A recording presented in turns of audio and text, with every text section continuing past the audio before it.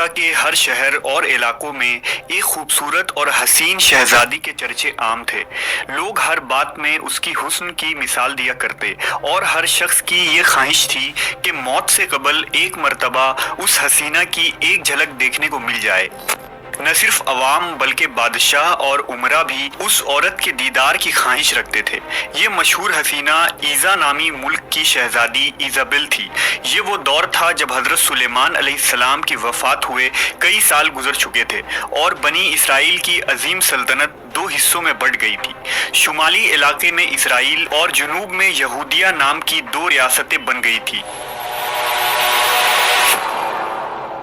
اس زمانے میں اسرائیل پر اخئی اب نامی بادشاہ کی حکومت تھی جو اسرائیل سلطنت کا 7واں بادشاہ تھا۔ اخئی اب 918 قبل مسیح میں تخت نشین ہوا۔ اخئی اب بھی شہزادی ایزابل کا فریفتہ تھا، لہٰذا اس نے ایزابل سے شادی کر لی۔ ایزابل ایک خوبصورت اور مغرور عورت ہونے کے ساتھ مشرک بھی تھی۔ وہ فنیقی بادشاہ کی بیٹی تھی اور فنیقیوں کے دیوتا بال کی پوجا کرتی تھی، جبکہ بنی اسرائیل اور بادشاہ اخئی اب توحید پرست تھے اور حضرت موسیٰ علیہ السلام کے شریعت پر عمل پیرا تھے۔ لیکن اخئی اب اپنی بیوی ایزابل کی باتوں میں آ گیا اور اس نے بال کی عبادت شروع کر دی۔ ایزابل ایک چالاک اور شاطر عورت تھی۔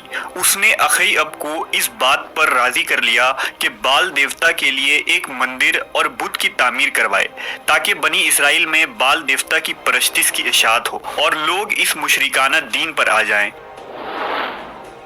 لہذا بادشاہ نے اسرائیل کے دارالحکومت سامریہ میں بال دیوتا کا ایک عظیم مندر تعمیر کروایا اور بال کی ایک عظیم بت بھی بنوائی۔ یہ بت سونے کا تھا اور اس کا قد 20 گز تھا۔ اس کے 4 منہ تھے اور 400 افراد اس کی خدمت میں مامور کیے گئے تھے۔ اس مندر کے گرد میلے لگنے لگے۔ بنی اسرائیل اس بت کے پاس آ کر منتیں مانگتے، سونے چاندی کے نذرانے چڑھاتے اور اس کی پرستش کرتے تھے۔ بال دیوتا کی وجہ سے اس شہر کا نام بالوک پڑ گیا۔ لیکن اب بھی بنی اسرائیل میں کچھ لوگ ایسے تھے جو موسیٰ علیہ السلام کے دین پر قائم تھے اور اس باطل دیوتا کی پرستش کو ناپسند کرتے تھے۔ وہ اللہ سے دعا کیا کرتے کہ بنی اسرائیل راہ ہدایت پر آ جائے۔ لہٰذا اللہ رب العزت نے اس قوم کی ہدایت اور رہنمائی کے لیے حضرت الیاس علیہ السلام کو وہاں مابعوث کیا۔ آپ حضرت ہارون علیہ السلام کی اولاد میں سے تھے۔ بائبل میں حضرت الیاس کا ذکر ایلیا کے نام سے آیا ہے۔ حضرت الیاس نے بالبک شہر کو دعوت و توحید کا مرکز بنایا اور لوگوں کو ایک خدا کی پرستش کی طرف بلانے لگے۔ آپ بنی اسرائیل سے کہا کرتے تھے کہ تم لوگ واحد اور یکتا اللہ کو چھوڑ کر بال کو پکارتے ہو، حالانکہ یہ نہ تمہاری حاجت روائی کر سکتا ہے اور نہ ہی تمہیں کوئی فائدہ دے سکتا ہے۔ اس اللہ کی طرف لوٹ آؤ جو نہ صرف تمہارے اور تمہارے باپ داداؤں کا رب ہے بلکہ آسمانوں اور زمین اور ان کے درمیان جو کچھ بھی ہے ان کا خالق و مالک ہے۔ حضرت الیاس علیہ السلام کے اس پیغام کو بنی اسرائیل نے جھٹلا دیا اور صریح انکار کر دیا۔ جب آپ نے بادشاہ اخئی اب اور ملکہ ایزابل کو دعوت دی تو انہوں نے بھی آپ کی بات نہیں مانی۔ ملکہ ایزابل نہایت ہی شفاق عورت تھی۔ اس نے محسوس کیا کہ حضرت الیاس علیہ السلام اس کے اور اس کی حکومت کے لیے خطرہ ثابت ہو سکتے ہیں، لہذا بادشاہ کے ساتھ اس نے منصوبہ بنایا کہ حضرت الیاس کو شہید کر دیا جائے۔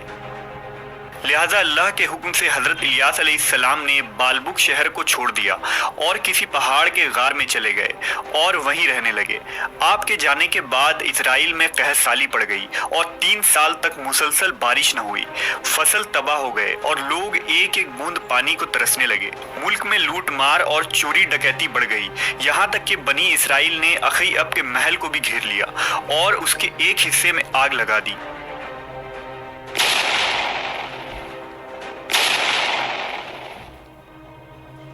آخر کار اخئی اب نے حکم دیا کہ حضرت الیاس علیہ السلام کو تلاش کیا جائے۔ سپاہیوں نے آپ کو کھوجا اور بادشاہ کے درخواست پر آپ دوبارہ بالبک تشریف لائے۔ लेकिन बाल के पुजारियों और मलका इज़ाबेल बादशाह के इस अमल से बहुत गुस्सा हुई और इलियास अलैहिस्सलाम का दोबारा वापस आना उसे नागवार गुजरा। हजरत इलियास ने बादशाह और बनी इसराइल के सामने एक तजवीज़ रखी कि बाल के बड़े पुजारी अपने माबूद के नाम पर जानवर की कुर्बानी दें और मैं अपने माबूद अल्लाह के नाम पर कुर्बानी दूंगा। जिसकी कुर्बानी कबूल हो गई उसका खुदा बरहक साबित होगा और फिर पूरी कौम उसी माबूद से बारिश की दुआ करेगी।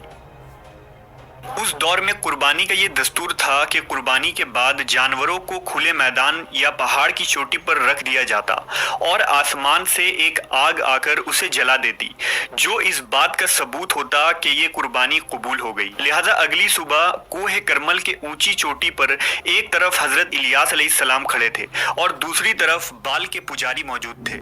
दोनों फरीक ने कुर्बानी की और जानवरों को ऊंची जगह पर रख दिया। पुजारियों की कुर्बानी वैसी ही रखी रही, जबकि आसमान से एक गैबी आग नमूदार हुई और उस आग ने हजरत इलियास अलैहिस्सलाम के कुर्बानी को जला दिया।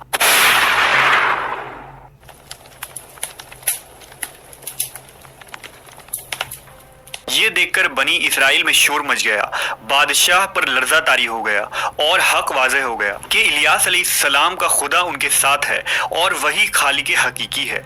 लिहाजा अखईउब ने इलियास अलैहिस्सलाम से माफ़ी मांगी और पुजारियों को कत्ल करने का हुक्म दे दिया। हजरत इलियास ने अल्लाह से बारिश के लिए दुआ की। देखते ही देखते आसमान पर घटाएं छाने लगी और मौसलाधार बारिश शुरू हो गई।